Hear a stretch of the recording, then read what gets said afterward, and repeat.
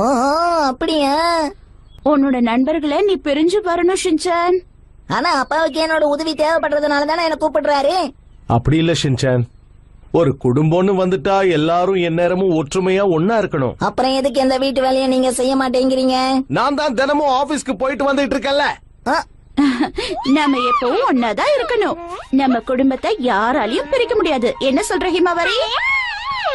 சரி, நாம போறது ஒரு புது இடமாச்சே. அப்பா, வாழ்க்கையில கஷ்டங்கள் வரதான் செய்யும். நாம தான் அதை தைரியமா கடந்து போகணும். வர வர உங்க 2 பேர்ல யார் அப்பானே தெரிய மாட்டேங்குது. சரி, மெக்சிகோக்கு கிளம்பணும், எல்லாத்தையும் தயார் பண்ணு. மெக்சிகோ.